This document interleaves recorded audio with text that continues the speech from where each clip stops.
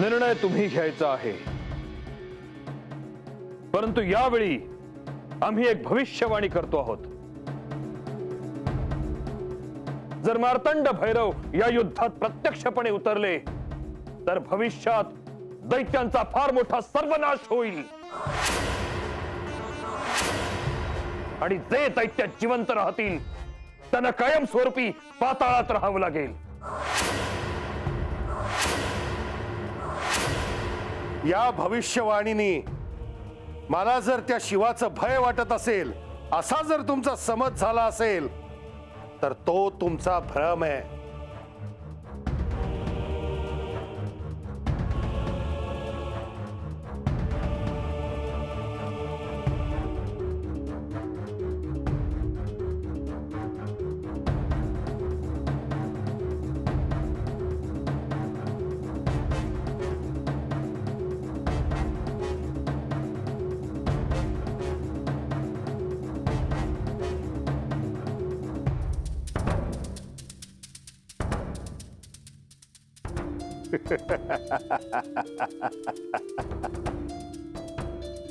आचार्य, मी काय म्हणालो होतो?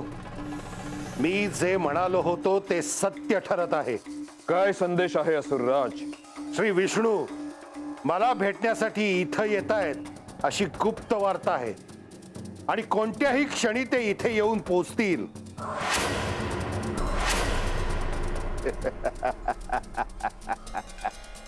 ही तर शुभवार्ता आहे। प्रत्यक्ष श्री विष्णू इथे येणार, आश्चर्य आहे। परंतु ज्या अर्थी श्री विष्णू इथे येत आहेत त्या अर्थी यामागे निश्चितच काहीतरी कारण असणार। एकच कारण असणार, ते म्हणजे ते माझी विनवणी करायला येत आहेत। त्या शिवाला मी क्षमा करावी, हे युद्ध मी थांबवावं। मला देवसेना घाबरली आहे आचार्य। काय सत्य आहे ते लवकरच कळेल असुरराज।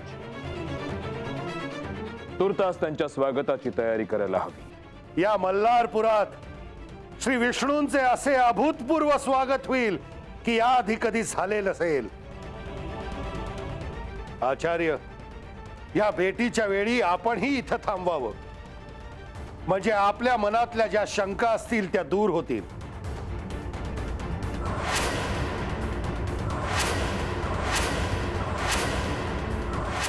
सफरचंदाचे काप नीट परतल्यानंतर त्यामध्ये दालचिनी पूड आणि मध घालून पुन्हा नीट परतून घ्यावं। बटर लावलेल्या ब्रेडवर सफरचंदाचे तुकडे, बदामाचे तुकडे, टुटी फ्रुटी, डार्क चॉकलेट आणि मीठ घालून दुसरा ब्रेडचा तुकडा त्यावर ठेवून वरच्या बाजूला बटर लावून घ्यावं। एका बाउलमध्ये स्ट्रॉबेरी सिरप आणि क्रीम घालून सॉस तयार करून घ्यावा। तयार सँडविच पॅन मध्ये बटरवर ग्रिल करून घ्यावं आणि स्ट्रॉबेरी सॉस बरोबर सर्व्ह करावं।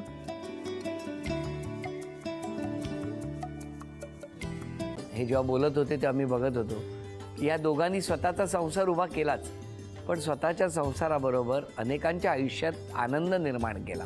तो आनंद महत्त्वाचा। हसत राहा, आनंदी राहा असं म्हणत शुभेच्छा देऊया। आणि ही झी मराठीकडून भेटवस्तू डेव्हिड तुमच्यासाठी। अभिनंदन। आणि वहिनींना तथास्तु पुणे यांच्याकडून ही पैठणी।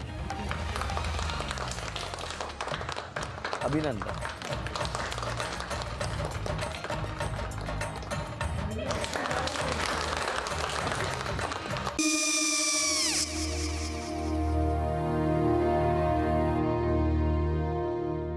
काय गो?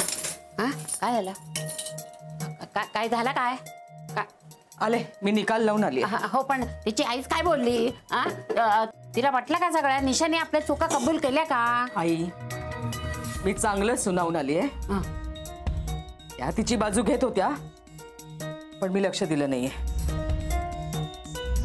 खूप झालं आता, चांगुलपणा खूप झाला।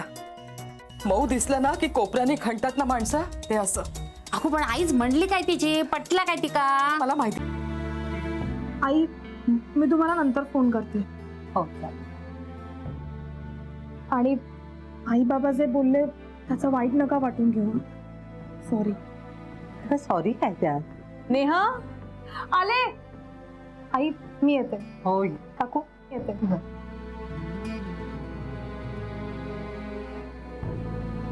सावकाश जाग. हो हो.